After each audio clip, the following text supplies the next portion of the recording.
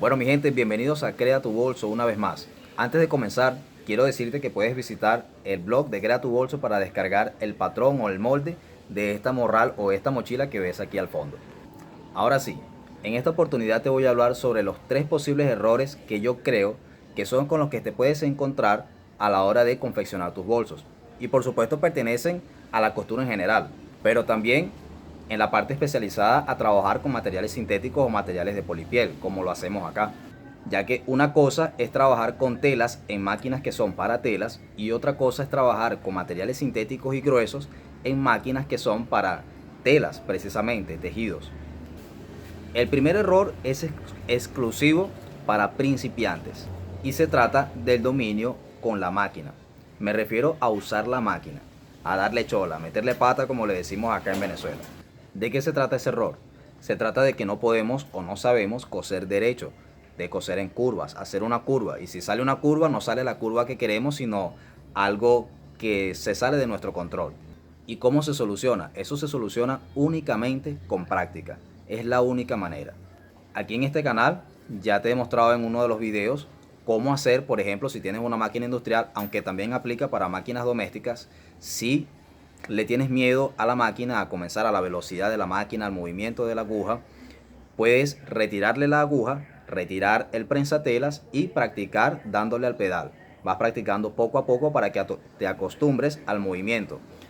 Con el tiempo vas a tener que irle agregando en esa práctica, agregando material, colocarle su hilo, su aguja, su prensatelas y ponerte a trabajar con material para que esa práctica sea ya algo real, ya que no es lo mismo, necesitas mantener no es lo mismo coser sin aguja, darle esa práctica inicial, porque ya luego tú lo que necesitas es mantener ese control de las manos con el pie.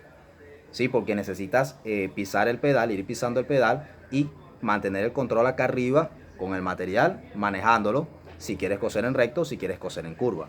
No solamente para coser en recto y en curva, también ese miedo inicial que le tenemos a la máquina va a hacer que nuestra posición al coser sea tenso, que nuestro cuerpo esté tenso. No vamos a querer, ¿qué va a suceder? Que no vamos a querer que nuestras manos se acerquen mucho a la aguja. Si nos ubicamos acá, por ejemplo, vamos a querer mantener nuestras manos y nuestros dedos alejados de la aguja, del movimiento de los dientes y sobre todo de la aguja. Ese miedo a que no vaya a ocurrir ningún accidente. Entonces, ¿qué va a hacer? Vamos a estirar el material, lo vamos a alar fuertemente y no vamos a permitir que estos dientes de transporte hagan su trabajo precisamente de transportar el material. Así que como ya te dije, eso se soluciona únicamente con práctica, mucha práctica. Lo segundo es la falta de dominio en el corte y en la confección. Esto abarca principiantes y también personas con conocimientos de nivel medio en la costura. En cuanto al corte, tenemos que tomar en cuenta las herramientas del corte y el material que va a ser cortado. Por hacer un repaso muy básico, tenemos que saber que existen telares, tejidos, no tejidos y también híbridos, que vienen siendo una combinación de los dos, como por ejemplo el polipiel con el que trabajamos acá. Aquí se puede ver claramente que por detrás, por esta parte, es tejido y por acá es una capa plástica que puede ser de poliuretano mezclado con PVC. Y tienes que saber que cada uno de estos materiales puede tener un comportamiento distinto en cuanto a su elasticidad y en cuanto a la fricción y también en otros factores. Pero el factor de la elasticidad y el de la fricción son muy importantes. En la elasticidad me refiero, por ejemplo, si estira más en una forma o en otra. Aquí en Venezuela lo llamamos el hilo, el través y el sesgo, que viene siendo como en diagonal, en esta forma. Entonces, si no dominas esa parte del material, ¿qué puede suceder? Que cuando vayas a coser, resulta que cortaste por la parte que más estira. Por ejemplo, aquí en mi caso, en nuestro caso, suele ser al través, hacia lo ancho. Y no necesitas que esa pieza, o sea, no te conviene que esa parte que tú vas a coser esté cortada así al través, en esa forma. Y cuando terminas de coser, cuando terminas la costura, te das cuenta que hay cierta falla, que queda como con ondulaciones, queda así como ondulado. Y entonces no te conviene y tiene un mal acabado. ¿Pero por qué sucede? Por no conocer ese comportamiento que tiene el material con el que estás trabajando. Eso por esa parte. En cuanto a las herramientas de corte, es importante que sepas que existen tijeras, por ejemplo, por hablar de las tijeras, tijeras para materiales pesados, para materiales medios y livianos. Si tienes unas tijeras, por ejemplo, que son para telas medias o livianas y además han perdido su filo por el uso con el paso del tiempo, cuando vas a cortar estos materiales de polipiel, te puede costar mucho trabajo. ¿Y qué va a suceder? Que se te van a dañar las manos con el paso del tiempo y eso va a afectar tu salud, y no solamente tu salud, sino tu emprendimiento.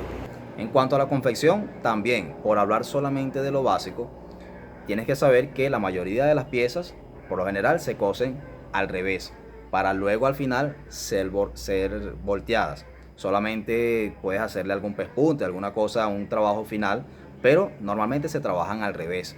Existen también algunos casos, sobre todo en bolsos, de piezas que se trabajan directamente por el derecho.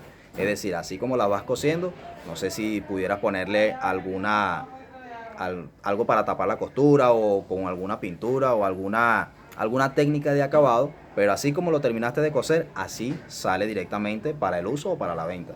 Entonces, como bien entenderás cómo se soluciona este segundo punto, este segundo error de no saber, de no conocer sobre lo que es el corte y la confección, se soluciona, puede ser con teoría, conociendo los materiales, estudiando un poco los materiales sobre la elasticidad, que es el hilo, que es el través y el sesgo, no sé cómo lo llames en tu país, acá en Venezuela lo llamamos así, y de esa manera puedes tener ese dominio, para que sepas bien a la hora de coser, de cortar una pieza, si te conviene que estire o que no estire. Y el tercer y último punto puede abarcar principiantes, personas con conocimiento medio y avanzado. Y se trata del conocimiento en cuanto a la mecánica, en cuanto a la parte técnica de la máquina. Este punto es muy importante porque yo sé que tú puedes tener una gran creatividad, puedes tener un gran dominio creando una pieza, haciendo un nuevo diseño, sacando un nuevo modelo, tienes muchas ideas, pero a la hora de enfrentarte a la máquina resulta que tienes problemas, que tienes inconvenientes. Piensas que puedes trabajar solamente con un tipo de hilo, por ejemplo el hilo de nylon, o algunas personas dicen, he escuchado decir en el grupo Crea tu Bolso en Facebook, he visto muchos comentarios de personas que dicen que no pueden trabajar con el hilo de nylon porque se les rompe o la máquina no les funciona. Y eso es porque está fallando en este punto, en esa parte mecánica.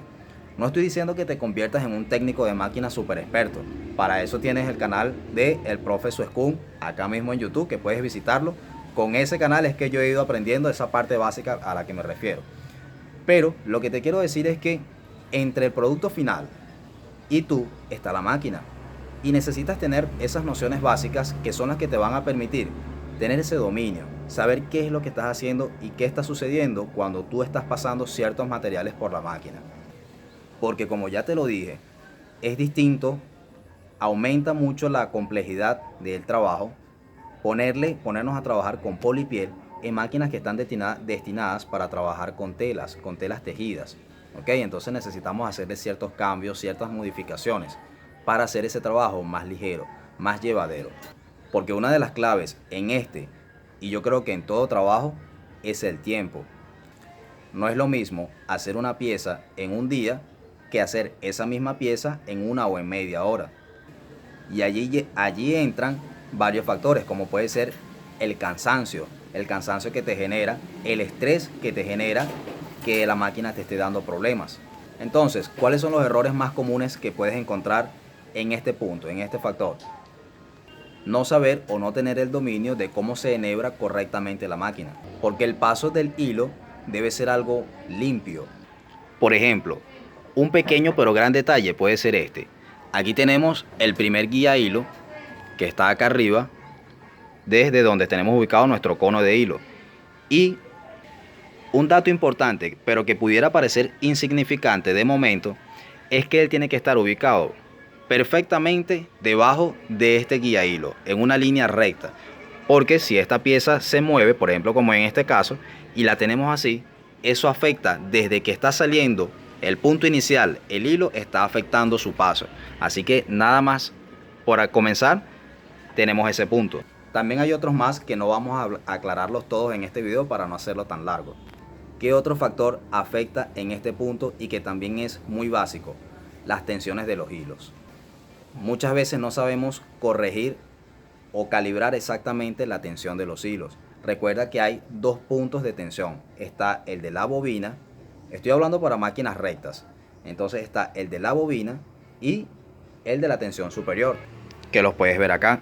Aquí tenemos el de la tensión superior y el de la bobina, que sería esta de acá, que se controla en el tornillo más grande. Necesitas saber cuándo regular la tensión o en la bobina o en la parte superior. Y desde ya te digo que allí es donde puede estar o está una de las claves para que puedas trabajar con variedades de hilos sin tener ningún tipo de problema.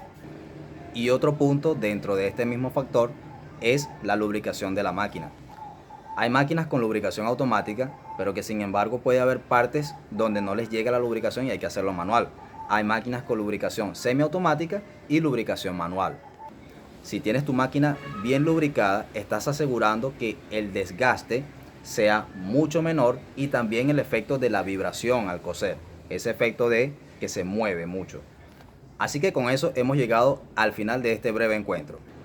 Yo sé que tú tienes mucho talento y potencial y espero haberte ayudado un poquito en tu avance hacia adelante. Nos vemos en una próxima. Chao.